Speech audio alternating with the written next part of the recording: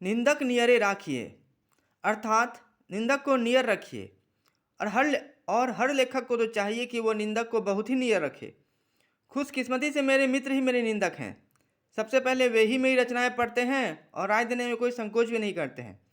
कोई मेरी रचना पढ़कर मुझे भला बुरा कहे ये मैं बर्दाश्त कर सकता हूँ, लेकिन कोई मुझे तवज्जो न दे यह बात मेरे लिए असहनीय हो जाती है। शायद मुझे अपनी बुद्धि का घमंड हो गया है। चलो कोई बात नहीं, ईश्वर तो सुबह के नाश्ते में घमंड ही खाते हैं, कभी मेरा भी घमंड खा ही लेंगे। बतौर लेखक मेरी उम्र है मात्र 2 महीने। उससे पहले मैंने कभी गंभीरतापूर्वक ढंग से गाय पर कोई निबंध ना लिखी थी। मुझे यह समझ में नहीं आता कि मैं उस मक्खी का एहसान मानूं या भला बुरा कहूं, जिसने लगभग 2.5 महीने पहले मेरी चाय की प्याली में डूबकर मुझे मक्खी लिखने का आइडिया दिया था। भले के लिए या बुरे के लिए यह तो वक्त ही बताएगा, परंतु इतना तो सच जरूर है कि उस मक्खी ने मुझे लेखक बना दिया। और इन 2 महीनों में ही जिंदगी ने मुझे कई कड़वे पाठ पढ़ा दिए। मेरे दोस्तों की संख्या दिन ब दिन घटती जा रही है और शायद दुश्मनों की संख्या बढ़ती जा रही है। यह स्थिति तब है जब मैं ढंग से लेखक बन भी नहीं पाया हूँ। सच कहा जाए तो अभी मैं हूँ बस एक वानाबी राइटर।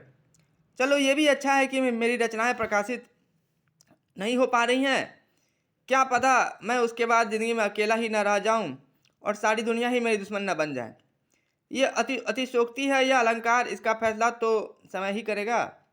जो कुछ एकाध मित्र बचे हुए हैं उन्होंने भी यह कह दिया, पका दिया तुमने यार बुद्धिजीवियों पर कटाक्ष कर करके। बस अब बहुत हो गया, बुद्धिजीवी तो ठहरने से रहे, तू तो ठहर जा। मुझे भी एहसास हुआ वे सही ही कह रहे हैं। वैसे भी किसी महापुरुष ने कहा है कि लोगों को अपने दुश्मन सोच समझकर बनाने चाहिए, क्योंकि हर कोई लड़ते लड़ते अंततः अपने दुश्मन जैसा ही हो जाता है।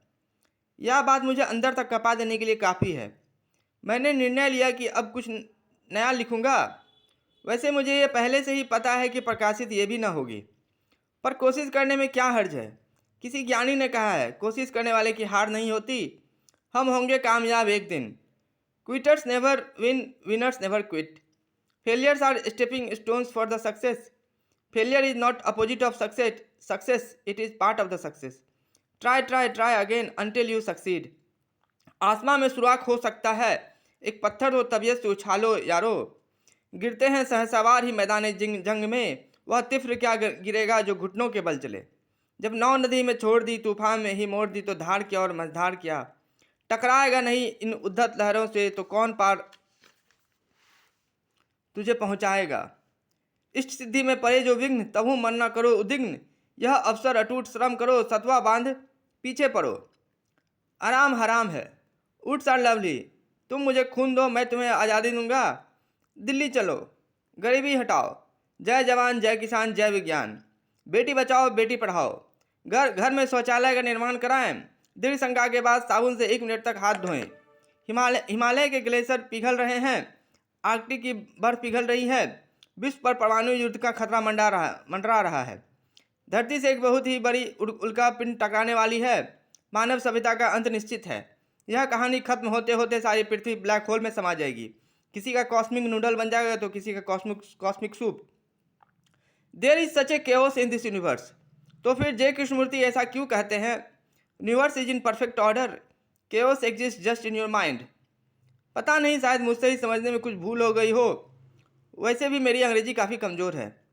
रमन महर्षि के पास भी कोई समस्या लेकर जाता था तो वे भी सिर्फ यही बात दोहराते, गहरी निद्रा में तुम्हें कोई दुख क्यों नहीं होता। कितनी बचकानी बात है, ये कोई समाधान हुआ भला। बुद्धिजीवियों को तो बचकानी ही लगेंगी। गहरी निद्रा में बुद्धिजीवी अपनी तुच्छ बुद्धि का प्रदर्शन किसी के सामने कैसे कर पाएंगे। लेकिन मैंने यह क्या कर डाला, फिर से बुद्धिजीवी।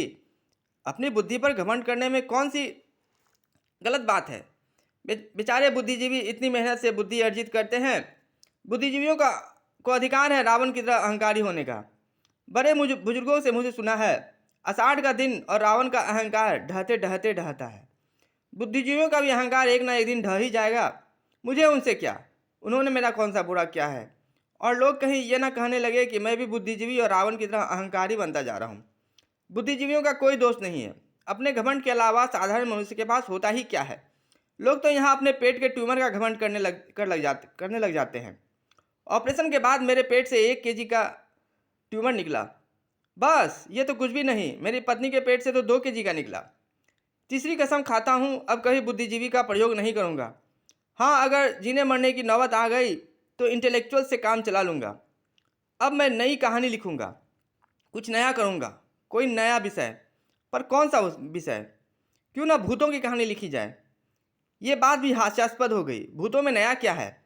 भूतों पर तो फिल्में ही इतने बन गई हैं कि अगर कोई वे फिल्म अमावस की रात को कब्रिस्तान में जाकर देखे तो भी डर न लगे। वैसे भी मेरा भूतों के प्रति ज्ञान थोड़ा कम ही है। मुझे ये तक पता नहीं कि कब्रिस्तान में भूतों की पार्टी अमावस की रात को होती है या कि पूर्णिमा की रात को। इस विषय पर रिसर्च करने के लिए मरा भी तो नहीं जा सकता है। अगर भूत ही कहानी लिखे तब बात दूसरी होगी, रियल फीलिंग्स आएंगी कहानी में।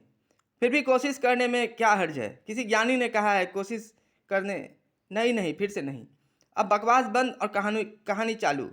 पेश ए खिदमत है रोमांचक, सनसनीखेज, दिल को दहला देने वाली, रोंगटे खड़े कर देने वाली, आज से पहले कभी ना सुनी हुई भूतों की हैरतंगेज और भूतों की हैरतंगेज और अजीबोगरीब दास्तां, भटरहा एक्सप्रेस। ये कहानी तो लगता है मैंने आप लोगों को सुना दी है। चलिए कोई बात नहीं, अब असली लोगों की कहानी सुनाऊंगा। यात्रा। रविवार का दिन था। 6 दिन की मेहनत के बाद कमाया हुआ आराम का दिन।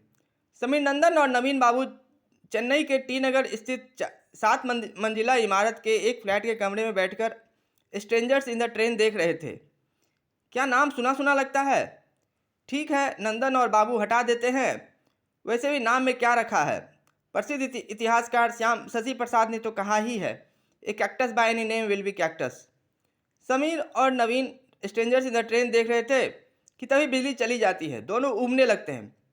नवीन, लगता है बिजली नहीं आने वाली, कुछ बात कर, कोई कहानी सुना। कितनी अच्छी मूवी चल रही थी। पता नहीं मास्टर ऑफ मिस्ट्री ने ट्रेन के अंदर कौन सी नई मिस्ट्री क्रिएट की थी। तेरे साथ कभी ट्रेन में मिस्टीरियस नहीं हुआ? मिस्टीरियस तो नहीं कह सकता, पर इंटरेस्टिंग जरूर हुआ है। तो फिर वही सुना, क्या इंटरेस्टिंग हुआ? पिछले साल मैं दशहरा पूजा की छुट्टियों के बाद संघमित्रा एक्सप्रेस से चेन्नई लौट रहा था। शाम 7:30 बजे मैं पटना जंक्शन पर सवार हुआ। तुझे तो पता ही होगा मुझे ट्रेन की यात्रा करना कितना पसंद है। हाँ हाँ, सब पता है, तू बहुत बार सुना चुका है। एसी के बजाय तुझे स्लीपर क्लास ज़्यादा पसंद है। एसी में तुझे घुटन महसूस होती है क्योंकि तुझे वहाँ प्राकृतिक मीठी मीठी ठंडी ठंडी हवा जो नहीं मिलती। मुझे अच्छी तरह से पता है कि तू बहुत बड़ा प्रकृति प्रेमी है। जल्दी से आगे की कहानी सुना। पहला दिन कुछ खास नहीं हुआ। खिड़की के बाहर जब देखता देखता थक गया तो खा पी कर सो गया। दूसरे दिन सुबह 7:30 बजे मेरी नींद खुली। सारे जरूरी क्रियाक्रम करने के बाद मैंने अखबार खरीदी और चाय ली। अखबार पढ़ने में मैं इतना मग्न हो गया कि कब जबलपुर जंक्शन आया और गया मुझे इसका ध्यान भी नहीं रहा। पूरी तरह से अखबार को चाटने के बाद जब मैंने सामने वाली सीट पर दो नए यात्रियों को देखा तो मैं हक्का बक्का और भौचक्का रह गया। मुझे ये बात समझ में नहीं आती कि तू हर बार हक्का बक्का और भौचक्का ही क्यों होता है। तू हतप्रभ भी तो हो सकता है, चकाचौंध भी तो हो सकता है। तू एकदम सही कह रहा है। वास्तव में मैं चकाचौंध ही रह गया था उन 2 लड़कियों की सुंदरता को देखकर। नहीं, फिर से लड़कियां नहीं। बिना लड़कियों के तेरा काम नहीं चलेगा क्या? तेरे दिमाग में लड़कियों के अलावा और कुछ नहीं रहा था क्या? लड़कियां थी तो मैं क्या करूं, उन्हें लड़का बना दूं?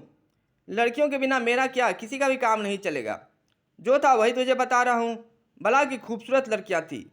दोनों की बातें सुनने से मुझे पता चल गया कि एक का नाम वीनू था और दूसरे का मिनी।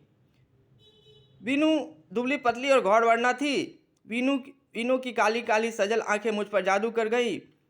वीनू के केस पीछे की ओर बंधे हुए थे और केस की कुछ आवारा लटें बंधन से मुक्त होकर वीनू के अति सुंदर चेहरे का स्पर्श पाकर हंसी और खुशी में झूम रहे होंगे।